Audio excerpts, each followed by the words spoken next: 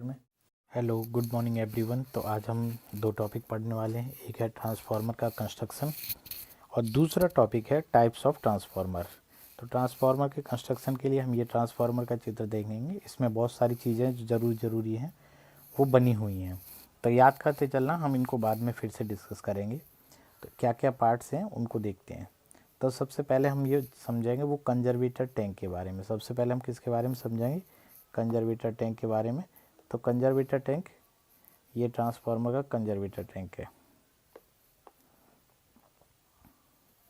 ये ट्रांसफार्मर का conservator tank है, ये वाला। तो कंजर्वेटर टैंक का मेन काम ये होता है कि अगर ट्रांसफार्मर में ऑयल घटता है तो वो कंजर्वेटर टैंक से ट्रांसफार्मर में चला जाता है। दूसरा काम ये होता है कंजर्वेटर टैंक का, इसको आधा खाली रखा जाता है।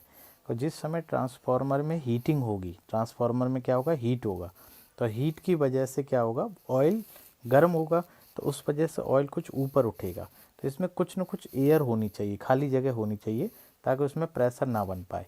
तो वो खाली जगह, वो खाली स्पेस कंजर्वेटर में रहता है। तो कंजर्वेटर पूरा भरा नहीं रहता है, उसमें कुछ खाली जगह होती है बनने वाली गैसेस के लिए। तो कंजर्वेटर टैंक के दो रोल, एक तो ये कि ट्रांसफार्मर में ऑयल की कमी ना होने दे, दूसरा ये कि ट्रांसफार्मर ऑयल जब हीट होगा तो उसके लिए एक्स्ट्रा स्पेस प्रोवाइड करेगा। ये दूसरी चीज़ पढ़ते हैं यहाँ पे, ब्रीदर। ये दूसरी चीज़ क्या है? ब्रीदर। ब्रीदर, ब्रीद मतलब सांस लेना। तो जब ट्रांसफार्मर ऑयल गर्म होता है तो उससे एयर बाहर निकलती है और ठंडी एयर भी इसके थ्रू, ब्रीदर के थ्रू इसमें जाती है। एक तरीके से जैसे सांस लेते हैं उस तरह से काम करता है। तो इस ब्रीदर के थ्रू एयर अंदर जाती है। तो ब्रीदर का काम है कि अंदर जाने वाली एयर को फिल्टर करना। क्या काम है? जो एयर जा रही हो वो फिल्टर करे, उसमें होने वाली नमी को एब्जॉर्ब करना। तो नमी को एब्जॉर्ब करने के लिए यहाँ पे भरा जाता है सिलिका जेल। क्या भरते हैं?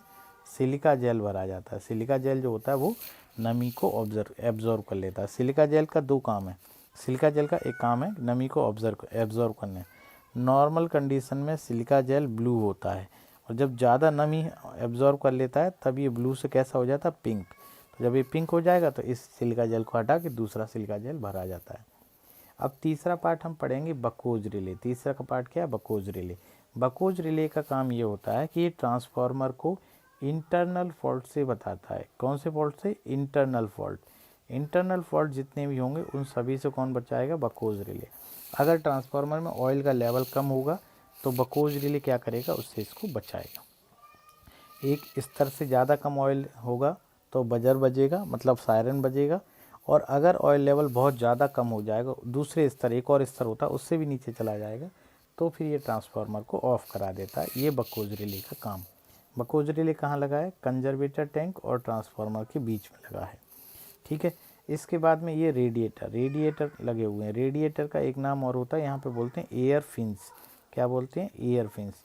इनका काम होता है ट्रांसफार्मर ऑयल को कूल करना। इनका काम क्या है? ट्रांसफार्मर के ऑयल को कूल करना। तो जब ऑयल गर्म होता है तो गर्म होके इस वाले पार्ट में आता है, गर्म होके इस पार्ट में आता है, उससे इन सारे अलग अलग प्लेट्स में, पतली पतली प्लेट्स में जाता है, इन अलग अलग प्लेट्स में जाता है। तो ये प्लेट्स एयर के डायरेक्ट कांटेक्ट में हैं, तो इस वजह से इनमें ऑयल क्या होता है? ठंडा हो जाता है, और ठंडा होकर फिर से यहाँ पे ट्रांसफार्मर में चला जाता है। तो एक तो ये होती है नॉर्मल एयर कूलिंग। दूसरी क्या होती है? बड़े बड़े ट्रांसफार्मर में यहाँ पे हम फैन भी लगा देते। क्या लगा देते? फैन। तो फैन के थ्रू क्या होता है? गर्म एयर तेज़ी से हटती रहती है, ठंडी एयर इनको तेज़ी से ठंडी करती रहती है। तो हमने कंजर्वेटर टैंक पढ़ लिया, ब्रीदर पढ़ लिया, बकोज रिले, रेडिएटर पढ़ लिया। मेन टैंक का काम क्या है? इसी में हमें बाइंडिंग रखनी है, कोर रखनी है, और इसी में हमें ऑयल को भरना है। तो बाहरी जितने फॉल्ट वगैरह हैं, बाहरी जितने आघात हैं, उनसे ये प्रिजर्व करके बचाता है। बुशिंग और समझ लो, बुशिंग बच्चे अक्सर भूल जाते हैं, बुशिंग क्या होता है? तो ये बुशिंग है, ये जो लगी हुई है ये बुशिंग है। बुशिंग का मेन काम क्या है? कनेक्शन प्रोवाइड करना। बाहर से कनेक्शन जो ट्रांसफार्मर के अंदर जाने वाले हैं वो बुशिंग के थ्रू जाते हैं, डायरेक्ट तार से न जाके। बुशिंग बाहर इंसुलेटर है, अंदर कंडक्टर पड़ा हुआ, उस कंडक्टर के थ्रू अंदर कनेक्ट किया जाता है। अभी मैं एक और चित्र में दिखाएंगे। थर्मोमीटर टेम्परेचर मेजर करने के लिए। ऑयल गेज ये बताएगा कि इस कंजर्वेटर में कितना ऑयल बचा हुआ है। एक्सप्लोजन वेंट जो लगाया हुआ है ये ट्रांसफार्मर के प्रोटेक्शन के लिए है। अगर मान लो ट्रांसफार्मर में बहुत ज़्यादा प्रेशर हो गया, तो बहुत ज़्यादा प्रेशर की वजह से फट सकता है, तो उसको अवॉइड करने के लिए यहाँ एक्सप्लोजन वेंट लगाया जाता है। तो अगर प्रेशर बहुत ज़्यादा होगा तो ये एक्सप्लोजन वेंट की लेयर फट जाएगी और ऑयल इससे बाहर निकल जाएगा। पूरा ट्रांसफार्मर फटने के बजाय ये फट जाएगी। जैसे कुकर की सीटी में लगा रहता है, सीटी के पास में कि अगर ज़्यादा प्रेशर होगा तो वो फट जाएगा, ऐसे ये होता है। एक्सप्लोजन वेंट का जो हाइट रहती है हमेशा कंजर्वेटर टैंक से थोड़ी ऊंची रहती है। एक्सप्लोजन वेंट की हाइट जो होगी वो कंजर्वेटर टैंक से थोड़ी सी ऊपर होती है। अब ये दूसरा वाला चित्र देखो, ये भी उसी का है। ये बुशिंग देखो दिखाई दे रही है, क्या काम है इनका, कनेक्शन देना। तो यहाँ से कनेक्शन अंदर कंडक्टर से जाता है बाइंडिंग में, ये बुशिंग का काम है। ये CT-PT लगी हुई है, ये CT-PT लगे। CT मतलब करंट ट्रांसफार्मर, ये करंट को मेजर करने के लिए। ये प्रेशर रिलीफ, अगर ज़्यादा प्रेशर हो जाएगा तो जैसे वहाँ पे हमने ये बताया था आपको एक्सप्लोजन वेंट, ऐसे यहाँ पे प्रेशर रिलीफ लगा हुआ है। ये देखो कूलिंग फ़ैन लगाए गए, यहाँ पे कूलिंग फ़ैन लगाए। ये एयर फिन्स वाला एरिया है, जो एयर फिन्स बताई थी आपको, रेडिएटर या एयर फिन्स बताई थी। ये ऑयल पंप होके यहाँ से जाता है। डायल थर्मामीटर ज़्यादा काम नहीं, ये समझो। ये मेन लगा हुआ है कनेक्टिंग बाल्व, ये क्या लगा हुआ कनेक्टिंग बाल्व, और इसी में जो ग्रीन कलर का दिख रहा है ये लगा बकहोज रिले, जो ट्रांसफार्मर के फॉल्ट से बताता है। ये कंजर्वेटर है, ऑयल लेवल मेजर करने के लिए। ऑयल लेवल मेजर करने के लिए जैसे पानी की टंकी में रहता है ऐसे यहाँ पे लगा हुआ है। डिहाइड्रेटिंग बिजली, आप लोग समझ गए, मैं समझता हूँ। ये चित्र और देख लो, ये बाहरी टैंक है, मेन टैंक, उसके अंदर ये कोर है। कोर पे ये बाइंडिंग की गई है, ये बाइंडिंग दिखाई दे रही है, 3 फेज ट्रांसफार्मर का है। अब आप सही से ध्यान से देखोगे तो ये कनेक्शन यहाँ जा रहे हैं और ये कनेक्शन यहाँ पे इस तरीके से बुशिंग के थ्रू कनेक्ट हैं। तो ये बुशिंग किस लिए, कनेक्शन के लिए। यहाँ पे ये इंसुलेटर लगे हुए हैं और ये कंडक्टर के थ्रू यहाँ पे ये कनेक्ट हो रहा है। ठीक है, तो ये इसका ये काम हुआ। अब ट्रांसफार्मर के पार्ट और देयर फंक्शन, पार्ट्स हमने सारे देख लिए हैं। अब हम एक बार सिस्टमेटिक तरीके से देखेंगे। कोर जो होती है, कोर ट्रांसफार्मर की कोर कौन से मटेरियल की बनी रहेगी, cold rolled grain oriented, cold rolled grain oriented, या फिर दूसरा हम सॉफ्ट आयरन, इस मटेरियल की ये बनी रहती है ट्रांसफार्मर की कोर। कोर का फंक्शन क्या है, कोर का फंक्शन ये है फ्लक्स को लो रिलक्टेंस पाथ प्रोवाइड करना। फ्लक्स को कैसा रिलक्टेंस पाथ, लो रिलक्टेंस कम से कम होना चाहिए, पाथ बनाना है। मैग्नेटिक सर्किट कंप्लीट करना है ना, म्यूचुअल इंडक्शन आसानी से हो सके, ये इसका काम रहता है, फ्लक्स को लो रिलक्टेंस पाथ बनाना। ठीक है, किस मटेरियल की बनी रहती है, क्या काम होता है, ये बता दिया हमने। इसी कोर के ऊपर होती है बाइंडिंग। इसी कोर के ऊपर क्या होती है, बाइंडिंग। बाइंडिंग किस मटेरियल की है, कॉपर की। बाइंडिंग किस मटेरियल की होती है, कॉपर की होती है, कॉपर की बाइंडिंग होती है। इस बाइंडिंग में जो लॉसेस होते हैं उनको ही कॉपर लॉसेस कहते हैं। बाइंडिंग के लॉसेस को क्या बोलते हैं, कॉपर लॉसेस। ये करंट पे निर्भर करते हैं, I² इंटू में R करंट पे निर्भर करते हैं। और कोर में जो लॉसेस होते हैं, कोर में उन्हें कोर लॉसेस कहते हैं। बेसिकली 2 लॉसेस होते हैं कोर में, एक होता है hysteresis loss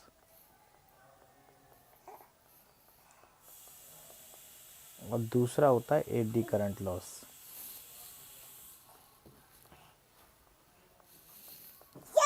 hysteresis losses and eddy current losses, ये 2 लॉसेस होते हैं इसमें।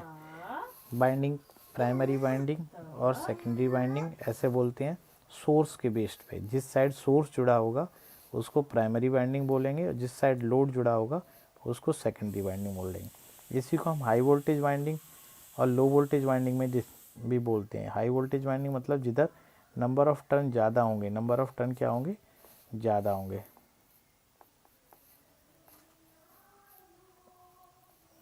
होंगे, तो हाई वोल्टेज वाइंडिंग, और नंबर ऑफ टर्न कम होंगे तो low voltage winding. High voltage side current का मान कम होता है, हाई वोल्टेज साइड में करंट का मान जो होता है, इधर करंट कम होगी, वोल्टेज ज़्यादा होगा, करंट कम होगी, करंट कम वोल्टेज ज़्यादा। हाई वोल्टेज में करंट कम वोल्टेज ज़्यादा। तो ये बाइंडिंग के बारे में आपने जाना। इंसुलेटिंग मटेरियल, जैसे बाइंडिंग के जो तार होते हैं वो आपस में इंसुलेटेड होते हैं, बाइंडिंग के जो वायर होते हैं वो आपस में इंसुलेटेड होते हैं, है ना। इसके अलावा जो बुशिंग में भी इंसुलेटिंग मटेरियल यूज होता है ना। तो कई सारे इंसुलेटिंग मटेरियल यूज होते हैं। और जो ट्रांसफार्मर ऑयल होता है उसका भी एक काम इंसुलेशन है। ट्रांसफार्मर ऑयल जो होता है उसका एक काम इंसुलेशन है। इंसुलेशन उसका एक काम है। टैंक, टैंक ये देखो, टैंक क्या है मैंने आपको बता ही दिया है, जो बाहर से लगा हुआ था। तो ये किसका बना है?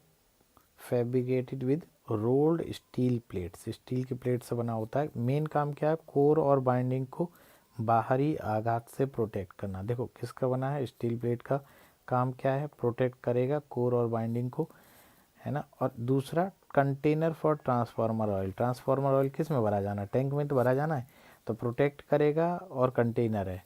और क्या करेगा? सपोर्ट प्रोवाइड करेगा एक्सटर्नल एसेसरीज को, जो एयर फिन्स लगी हुई हैं या जो ब्रीदर लगा हुआ है, ये सब कहाँ लगे होते हैं?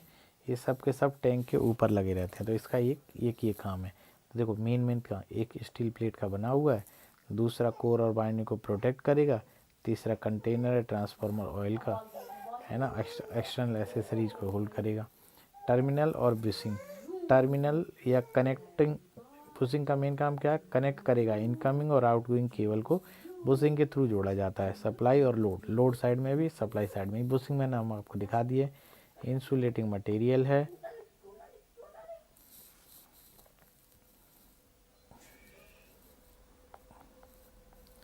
Insulating material porcelain, mainly porcelain की बनी रहती है।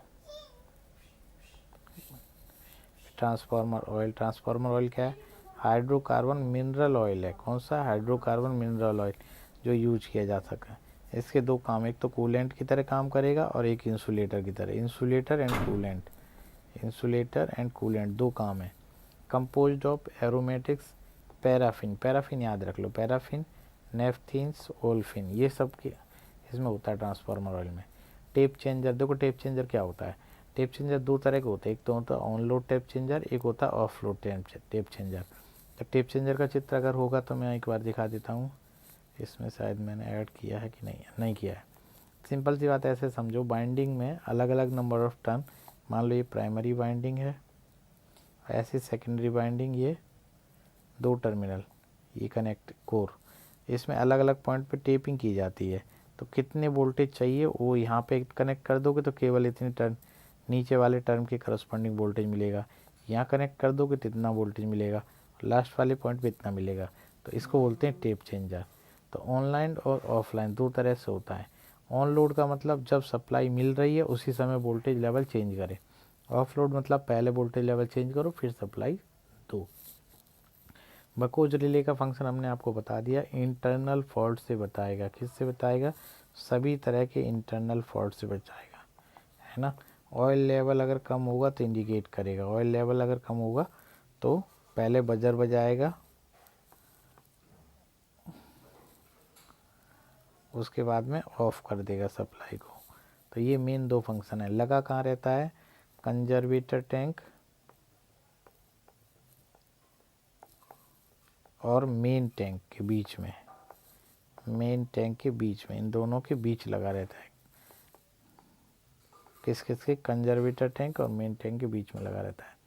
सभी इंटरनल फॉल्ट, चाहे शॉर्ट सर्किट फॉल्ट हो, इंटरटर्न फॉल्ट हो, सब से बचाएगा। इसके बाद oil conservator sufficient space provide करेगा। सबसे पहले तो एक्स्ट्रा स्पेस प्रोवाइड करेगा ताकि एक्सपेंशन हो सके ट्रांसफार्मर ऑयल का। एक बहुत खाली रहता है आधा, तो सफिशिएंट स्पेस प्रोवाइड करता है एक्सपेंशन और कंस्ट्रक्शन हो सके ट्रांसफार्मर ऑयल का टेम्परेचर के चेंज होने के साथ। तो इसका मेन काम ये है। और दूसरा क्या है? ऑयल को रिजर्व करके रखना। अगर ऑयल कम हो रहा है तो इससे ऑयल ट्रांसफार्मर के मेन टैंक में चला जाएगा। ये दो मेन काम है किसके? ऑयल कंजर्वेटर के या कंजर्वेटर टैंक के। एक्सप्लोजन बेंड मैंने बता दिया, डायफ्राम एट वन एंड लगा रहता है, मेन टैंक के स्लाइटली ऊपर, मेन टैंक के थोड़ा सा ऊपर लगाया जाता है। और कंजर्वेटर टैंक काम क्या? अगर प्रेशर बहुत ज़्यादा हो जाएगा तो ये प्रेशर बहुत ज़्यादा हो जाएगा तो ये ब्लास्ट हो जाएगा और इससे रिलीज हो जाएगा प्रेशर, ठीक है। ब्रीदर में क्या हो? ब्रीदर मैंने बता दिया, सिलिका जेल लगा रहेगा। काम क्या करेगा? Moisture free fresh air transformer में जाए। सिलिका जेल जो होगा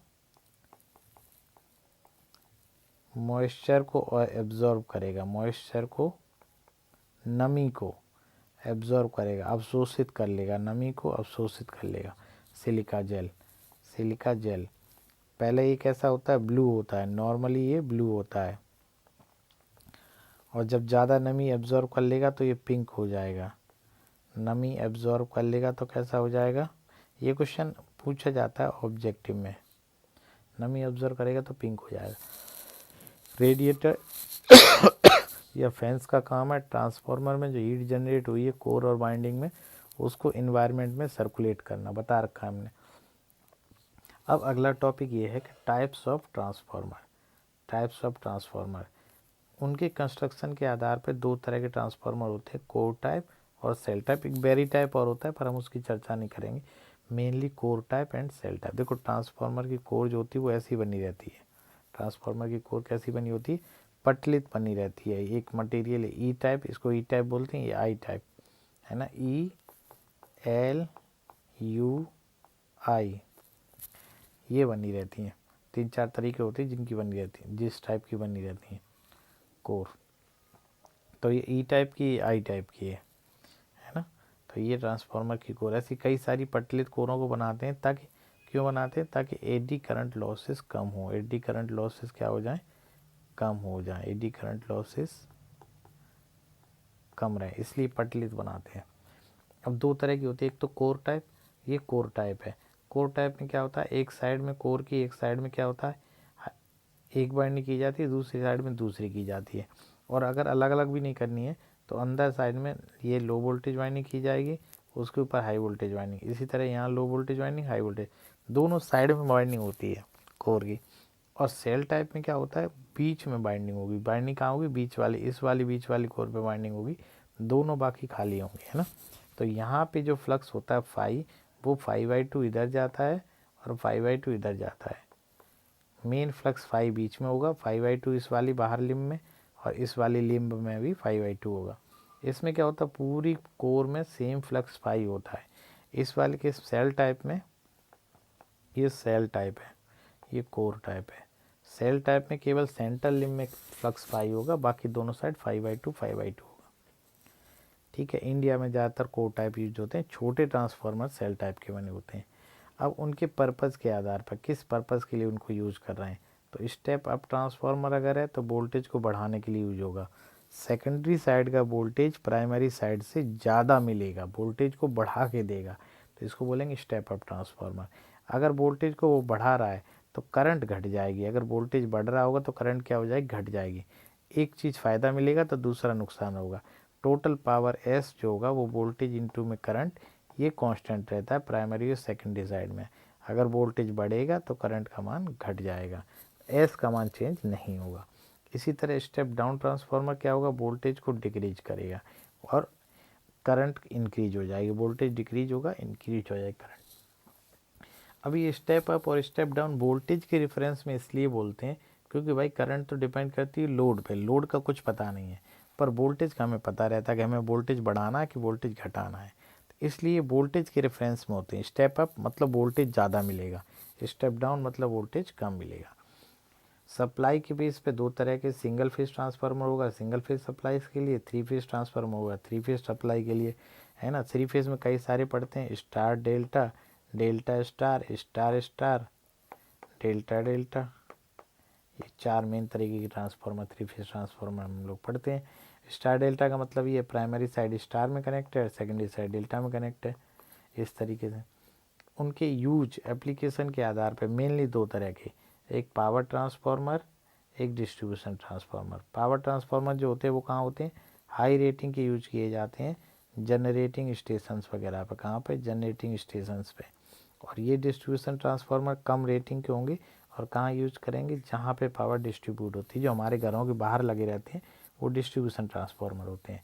इसके अलावा तीसरा इंस्ट्रूमेंट ट्रांसफार्मर, जो अभी थोड़ी देर पहले सीटी और पीटी बताए थे, ये इंस्ट्रूमेंट ट्रांसफर। दो मेन काम होते हैं, एक काम होता है मेजरमेंट, एक काम क्या होता है, मेजरमेंट, और दूसरा काम होता है रिले वगैरह को सप्लाई देना, क्योंकि रिले जो होते हैं वो बहुत कम वोल्टेज पे ऑपरेट होते हैं। प्रोटेक्शन बोलते हैं, एक मेजरमेंट और दूसरा प्रोटेक्शन पर्पज से। कूलिंग के आधार पे तीन तरह के ऑयल फील्ड सेल्फ कूल्ड मतलब ट्रांसफार्मर, ऑयल भरा गया खुद कूलिंग हो रही, वाटर कूल पानी के थ्रू कूलिंग हो रही है, एयर ब्लास्ट मतलब पानी से हवा के थ्रू कूलिंग हो रही है। तो इस तरीके से हमने 5 आधार पे पढ़ा। सबसे पहले हमने पढ़ा कंस्ट्रक्शन, कोर टाइप और सेल टाइप, पर्पज़ के आधार पर step up step down, supply single phase और 3 फेज, यूज के आधार पर पावर डिस्ट्रीब्यूशन इंस्ट्रूमेंट, कूलिंग के आधार पर oil field, air field. Thank you.